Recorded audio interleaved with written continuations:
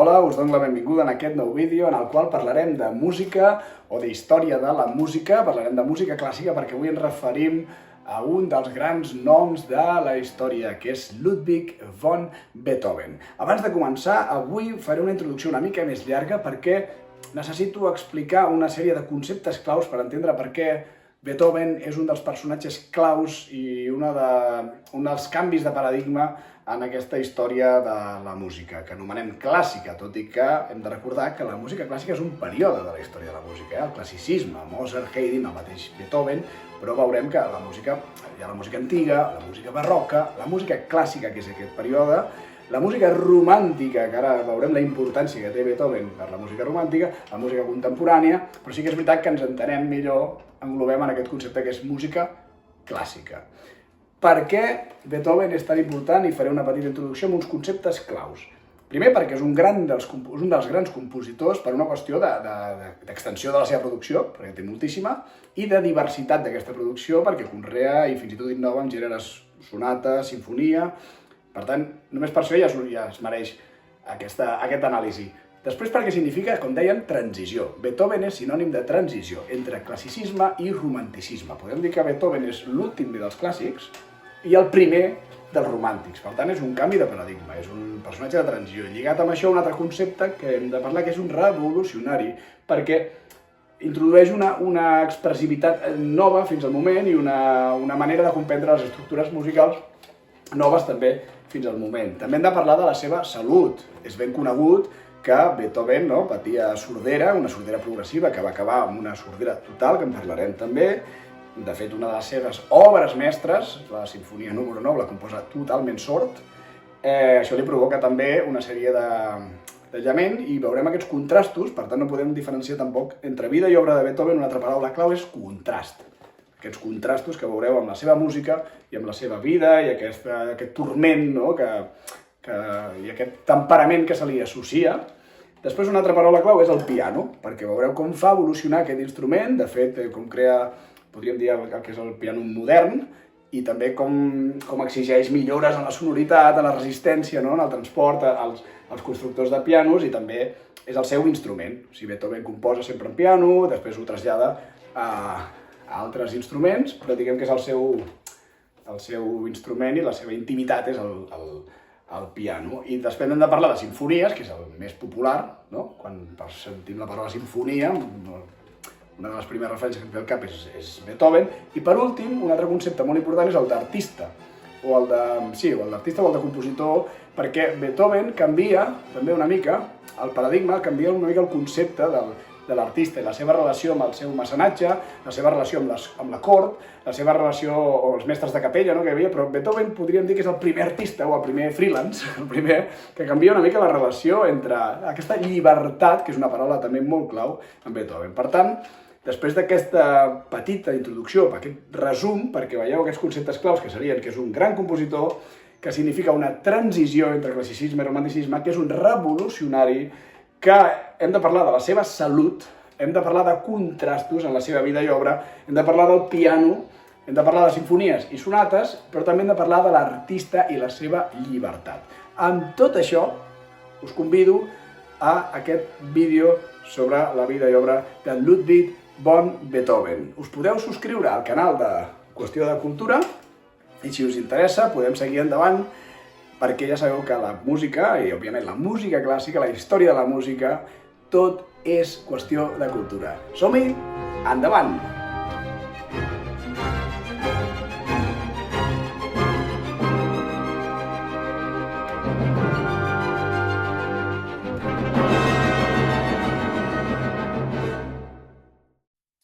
Doncs bé, per començar aquest recorregut per la vida i obra de Ludwig van Beethoven, ens hem de traslladar a Bonn, a la ciutat alemanya de Bonn. Beethoven neix, és fill i net de músics. Sí que és veritat que té una infància no gaire fàcil, perquè la seva mare molt jove, el seu pare té una relació bastant, diguem-ne, conflictiva. El seu pare està molt obsessionat en que aquest nen talentós, que és Ludwig van Beethoven, que tingui una exigència total i diguem que no té una infància molt fàcil en aquest aspecte. Ell arriba a Viena més o menys als 20-21 anys, que coincideix quan arriba a Viena més o menys amb la mort de Mozart. Sí que és veritat que coincideixen, no? I hi ha tot de llegenda sobre Mozart i Beethoven i la seva trobada i tal, però és quasi bé, més aviat, diré, simbòlic. Ell realment va a Viena per Joseph Haydn, un dels grans, també compositors del classicisme, junt amb Mozart, que aprendrà d'ell, li donarà classes, i ell va agafant també diferents referències d'artistes del classicisme vienès, que en aquell moment era l'epicentre de la música europea, com Gluck, o també un autor no tan conegut, és Cherubini, però d'aquí agafarà aquest apassionament, aquest eroixisme i aquest... Bé, diguem d'aquests tres autors de clàssics es anirà nutrint. També és veritat que durant tota la seva vida estudia a Johann Sebastian Bach, per tant, la música barroca, que d'aquí en traurà tota l'expressivitat del barroc, en contraposició amb el classicisme que es vivia a Viena i la música clàssica, de la música barroca de Bach, també. De tota aquesta fusió, Beethoven al final acabarà traient tot un llenguatge innovador i per això serà tan important el seu llegat a la història de la música. Després, destaquem, hi ha diferents formes, no? Beethoven, abans d'arribar a tot el tema de les simfonies, per exemple, les sonates per a piano, que n'escriu unes 32, adopten primer aquests motlles més clàssics de vienesos, però sí que és veritat que va innovant amb altres formes com variacions, fugues, el scherzi, el scherzi que volen dir... Scherzi, perdó, no sé com es pronuncia ben bé, però que volen dir jocs. Llavors aquí es poden destacar per això d'aquest primer període, la famosa que és la patètica, la número 8, però tampoc aquí no destacarem ni recomanarem ni res, simplement anirem fent unes pinzellades. Llavors, a partir del 1803 sí que es va notant aquesta voluntat de trencament amb l'esquema convencional i comença a anticipar aquestes produccions musicals que vindran després amb els compositors romàntics, si és que Beethoven no acaba sent un dels grans romàntics. També hi ha la sonata en do major de Waldstein, el 1804, molts cops es posava el nom del mecenes o del benefactor que dedicava, per tant, que pagava aquesta producció, o la Appassionata, que ja el seu títol ja mostra els sentiments, les emocions humanes. I aquí ja comencem a veure aquesta innovació i aquest toc més revolucionari. Al final de la seva obra, quan Beethoven ja és sord i és gran, que en parlarem més endavant, hi ha, per exemple, les 33 variacions o transformacions de piano sobre base de diabèlic, que les fa durant 4 anys, i crec que és l'última, que és la sonata en do menor, que també ja té una dimensió quasi bé mística de tot el que és l'art sonor. Llavors, paral·lelament a les sonates de piano, hi ha els quartets de corda, que també són molt populars a l'obra de Beethoven. Al principi també, molt influïts per Haydn i aquest classicisme que dèiem, no? Però sí que va anunciant aquesta dissolució amb les formes. Hi ha el número 6, amb si bemoll, que és la melancolia, un altre sentiment, una altra emoció, per expressar un cop més, i hi ha com una progressió estilística que va mostrar aquesta dimensió, que dèiem abans, més profunda, original, i en definitiva serà més aviat, podríem dir que revolucionària. Els quartets també potser els més populars o els més reconeguts són els de la part final també, perquè ja són d'una complexió harmònica i d'execució. Per exemple, hi ha un que és la Gran Fuga, que és el quartet de corda, 1826, ja l'últim any abans de morir, que aquí ja ajunta dos conceptes, aquest conflicte dramàtic amb l'expansió temàtica, és a dir, amb la sonata més la fuga, més la fuga del barroc, amb la sonata clàssica, i aquesta unió, a mi, sincerament, em posa fins i tot una mica neguitós, perquè aquí el concepte aquest de és que la música clàssica m'agrada molt perquè em relaxa, et relaxa. Cuidao, al final, això són emocions, són sentiments, i la música clàssica hi ha de tot, Si et vols ficar nerviós i et vols atabalar, al tanto, escolta la Gran Fuga i potser ho deixes per un altre dia. Llavors, això hem parlat de les sonates de piano i dels quartets de corda. Llavors, ara hi ha un punt d'inflexió, ell comença a escriure algunes simfonies, la primera, la segona, però la simfonia número 3, diguem que és el punt d'inflexió a la carrera de Beethoven o fins i tot de la història de la música, que és la coneguda com la heroica, no? Aquesta simfonia, el que té, que s'explica més i és veritat, és que realment estava escrita dedicada a Napoleó. Per què? Perquè Beethoven creu molt en els ideals il·lustrats i en els ideals de la revolució, de la igualtat, fraternitat, i ja veureu que és un home molt convençut al llarg de la seva vida, molt íntegre i molt coherent amb els ideals de fraternitat, de la humanitat i de justícia social, no? Però, com que Beethoven Napoleó, no? S'acaba de saber, no? Aquesta expansió de la il·lustració i aquestes conquestes europees que també arriben a Àustria i a Viena, i acaba coronant-se emperador i per tant es converteix en un personatge que Beethoven creu que no, hi ha aquesta famosa anècdota, que no és una anècdota, és una realitat, no? La partitura, la tapa de la partitura, que posava Sinfonia Napoleó, o no recordo quin nom tenia, però ell l'estripa, la rasga, no? I li tatxa per posar-li, li canvia el nom i la converteix en la heroica, i al final la dedica al príncep von Lobkowitz, que era al final un dels seus amics i benefactors, qui és qui es queda l'exclusiva d'aquesta obra durant un any.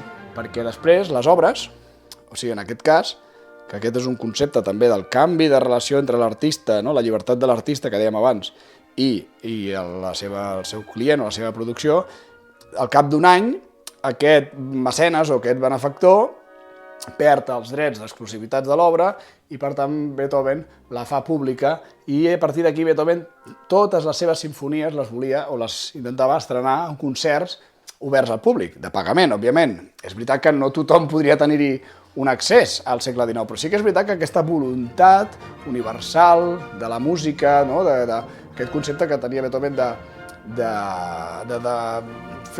fer-ho més públic, més diguem-ne proper, més accessible, de la música a les persones.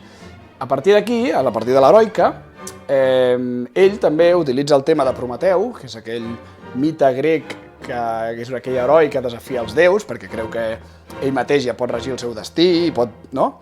Una cosa també molt humanista, que és un símbol també d'aquest home artista, d'aquest mateix compositor, no? D'aquest canvi de la visió que té ara l'artista o la música. A partir d'aquí, aquestes famoses simfonies que aniran venint, no? La 4, la 5, la 6, la 7, la 8, la 9, aniran fent aquest trencament ja total i aquest perfeccionament del concepte de sinfonia. L'orquestra explotarà tots els recursos, no? Totes les cordes, els vents, tota la família d'instruments aconseguirà una fusió tímbrica impressionant, no? Després, hem de destacar també que en el camp de l'òpera Beethoven només va composar, que sapiguem, una única òpera, que es tracta de Fidelio.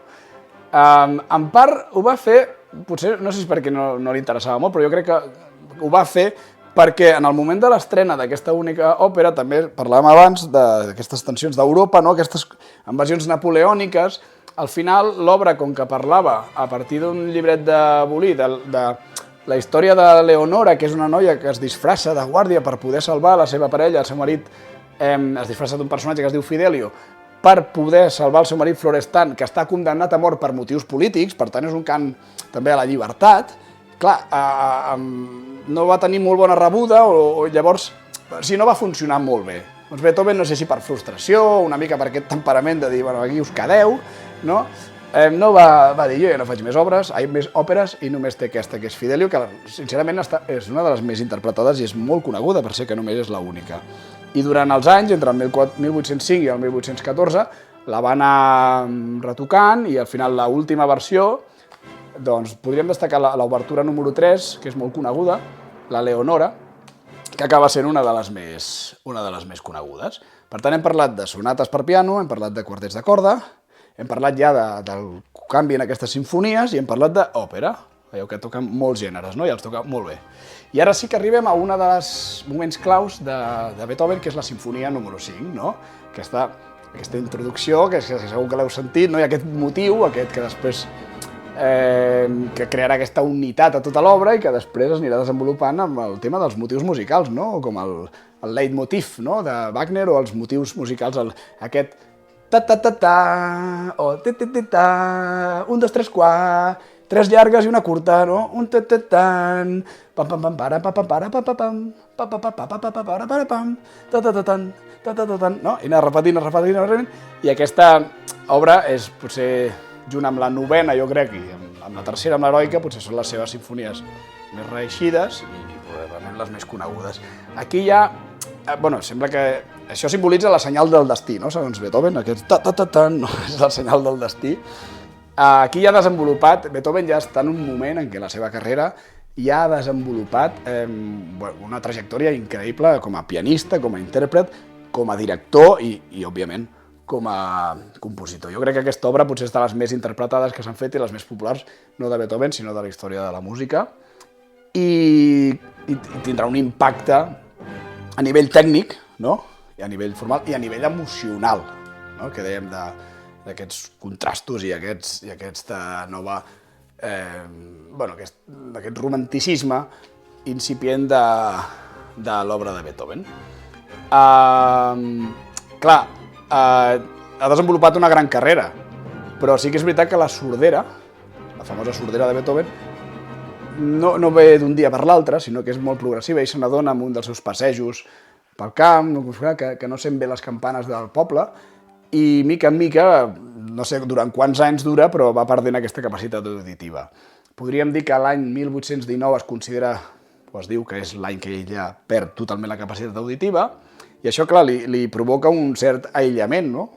Per força, del món, i llavors ell ja deixa l'activitat com a pianista, com a intèrpret, com a director d'orquestra, i es dedica bàsicament a la composició i a aquesta intimitat. És veritat que utilitzava uns otòfons, no? D'aquests de corn, aquestes trompetetes, per escoltar, una mica del professor Tornassol, no? I també feia servir uns quadernets amb el seu interlocutor per escriure's. No només la sordera, Si Beethoven era una persona al llarg de la seva vida força malalta, de fet, quan va morir no sé quantes coses li van trobar, Vull dir que és una persona que tot això li va anar creant també aquest caràcter turmentat, aquest famós temperament, que no era exactament ben bé com s'afirma, tampoc no crec que fos una persona, bueno, segur, però en alguns casos, però és veritat que també mantenia grans relacions, fins i tot amb nobles que eren els seus patrons. El que passa que tenia alguns encontres amb alguns personatges, sobretot poderosos, no? Per demostrar que, bueno, vosaltres esteu aquí per una casualitat del destí i jo estic aquí perquè m'ho he currat o pel que sigui, no? Llavors també, per exemple, amb l'arxiduc Rudolf, que li va dedicar, entre d'altres, la Missa Solemnis, impressionant, que la va escriure durant 4 anys, però aquí hi ha una diferència, com dèiem abans, ja no és que el mecenes controla la producció, controla l'obra, dirigeix a l'artista. Aquí l'artista, en aquest cas Beethoven, ja marca els tempos, marca els preus, suposo, i marca... O sigui, ja no és que l'artista està al servei del noble, a la cort. Sí que Mozart comença amb aquesta independència, però al final Mozart està a la cort. O Bach, per exemple, un dels grandíssims compositors de la història de la música, Johann Sebastian Bach, al final és un mestre de capella bastant anònim, no? Aquí Beethoven marca, i a partir d'ara ja depèn ell, i marca quan composa, què composa, com ho vol composar, per tant ningú li marca, perquè fins i tot en els autors del Renaixement, no? Que hi ha aquesta imatge de la llibertat de Michelangelo o de Rafael o Leonardo també, és veritat que al final depenien del mecenatge o d'una cort o d'un papa, doncs aquí sí que hi ha aquest canvi de paradigma, i tot això va augmentant amb aquest aïllament de Beethoven. Ell considerava, amb aquesta intimitat amb el seu piano, que després traslladava a altres formes, ell considerava que hi havia algunes obres que eren públiques, que eren per gaudir pel gran públic, i obres que les feia per una qüestió més íntima, no? Al final les feia per ell mateix, el que passa que després, quan s'han descobert, s'han vist que són una meravella, però que les feia més en manera de reflexió, d'autoanàlisi, no? I a vegades fins i tot, això és molt conegut també, que Beethoven tenia una certa connexió amb Déu, no? Que deia que rebia alguns missatges, sembla que es feien algunes trucades amb Nostre Senyor. Llavors, experimentant amb el piano i aquestes formes musicals, doncs ell treballava amb aquest aïllament, amb aquesta solitud amb el piano, i després ho traslladava. Què més? Ara ens trobem ja amb ja estem en ple romanticisme, no? De fet, ja ha quedat clar, no?, que Beethoven ja és el primer romàntic. Doncs una de les simfonies, la número 6, ens havíem quedat més o menys a la 5, és la que és coneguda com a pastoral perquè és la que ja contrasta molt amb l'anterior, perquè aquest lirisme evocatiu de la natura, de la naturalesa, aquesta plasmació sonora de l'impacte que li produeix, no?, la contemplació de la naturalesa, i segueix amb aquesta febril creació i continua i encara arriba. Mira, el 1811, aquest és el 1808, doncs el 1811 arriba a la 7a sinfonia, el 1812 arriba a la 8a sinfonia. I mica en mica les va... Bueno, cada cop tenen una certa duració, molt més del que eren fins als temps de l'heroica, abans de l'heroica, vull dir, i una densitat orquestral, com dèiem, no? I va creant uns patrons de la que seran les simfonies a partir de llavors. Pot anar lligat també a un tema sociològic, perquè com que cada cop es fan més públiques, les representacions musicals ja no són aquells quartets o aquells coses per representar dins les corts o dins els àmbits privats o de la noblesa o l'aristocràcia, sinó que també es fan en concerts, doncs suposo que les orquestres també s'han de reconfigurar i la duració dels espectacles, no?, perquè la gent paga una entrada. Bé, en qualsevol cas, el concepte de sinfonia ha crescut i ha canviat i s'ha transformat en Beethoven. Llavors, cap al 1816 encara queden uns 10 anys per la seva mort i aquest nou període en què l'estructura formal de les seves obres ja s'ha allunyat d'aquesta proporció, d'aquests models clàssics de proporció, d'equilibri, no?, de la Viena clàssica, i ja estem parlant d'una altra història. Una explotació dels volums, per exemple. En Beethoven dels volums és molt interessant, no?, els extrems, en aquests contrastos bruscos en tots els sentits, aquests crescendo exagerats. Per això dèiem que abans no confondre, no associar música clàssica a música que em relaxa. Home, clar, hi ha moltíssimes, que la música clàssica hi ha tot, i és tot. Pots relaxar-te totes les emocions humanes, per lo bo i per lo dolent, les pots acompanyar de qualsevol dels compositors de la història, des de la música antiga fins a la música contemporània. Però és veritat que aquests contrastos de Beethoven, que suposo que també a l'època no molts cops havien de ser ben rebuts, perquè quan un és un geni o un revolucionari, no? Doncs a vegades està trencant, està canviant i les coses suposo que no són fàcils d'entrar.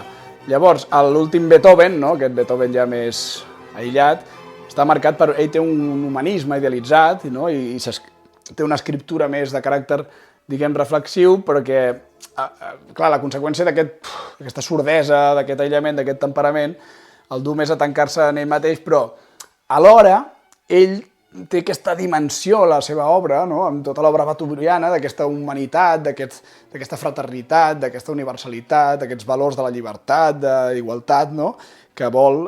Per tant, és aquest contrast, una gran paraula per definir Beethoven, contrast, no?, amb la seva vida, i veieu que és un personatge interessantíssim. I acabant, després de pràcticament 10 anys sense composar una sinfonia, s'havia quedat a la 8a, però ja amb la sordera, clar, totalment sord, i allà et composa la sinfonia número 9, que probablement és la més coneguda, no de l'obra de Beethoven, sinó, jo diria, de la història de la música clàssica o de la música, que és la coneguda com coral, perquè l'últim moviment afegeix un cor, que això també és una innovació. No sé exactament si és el primer, però sí el primer reconegut que innova posant un cor i una sèrie de veus solistes, no?, que complementen aquesta obra. La sinfonia coral l'escriu en uns 2 anys, 1822-24, i és un cant a la reconciliació de la humanitat, a partir d'aquesta oda de Schiller, del poeta Schiller, la d'Any die Freude, a la joia, seria per la traducció catalana, però l'himne de l'alegria, que es converteix en un himne universal. De fet, diria que és l'himne oficial d'Europa, no ho sé, però sí que és un himne total, no?, i d'aquesta fraternitat i d'aquesta humanitat. I al final el compositor, jo crec que aquí ha acceptat aquesta resignació de la sordera i que ja la música o la composició no està tan destinada a afalagar l'oïda, ni la seva ni la dels altres, sinó que la música és una necessitat del creador, de l'artista, és una necessitat d'expressió, com hem dit tantes vegades en aquest vídeo, i de trobar una bellesa, aquest ordre ja metafísic. Jo crec que és una cosa ja més pràcticament filosòfica.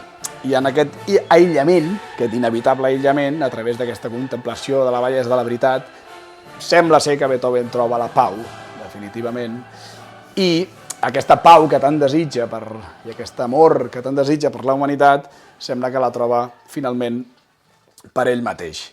I per acabar, doncs, dir-vos això, que és una nova era, abans de Beethoven i després de Beethoven, i una imatge que simbolitza molt bé el que significa Beethoven és aquest quadre famós del seu enterrament a Viena, que les cròniques, es diu, i està escrit, que es parla de 10.000 o 20.000 persones que van acudir Imagineu, si és difícil saber quanta gent va a una manifestació, imagineu-vos l'enterrament de Beethoven al 1827, però sí que és veritat que va ser una cosa multitudinària, mediàtica, diguem-ne, amb gent vinguda de tota Europa i alguns compositors coneguts que hi van ser, i contrasta una mica amb la Mozart. Hi ha un punt llegendari, no sé si heu vist la pel·lícula d'Amadeus, del Milos Forman, en què sembla que Mozart el van tirar en una fossa comú. Tampoc va ser ben bé així, i va morir molt pobre, però va ser una cosa més íntima. En canvi, aquí hi ha un cert reconeixement ja cap al personatge, cap a la música, i hi ha un cert reconeixement i una certa presa de consciència del que ha significat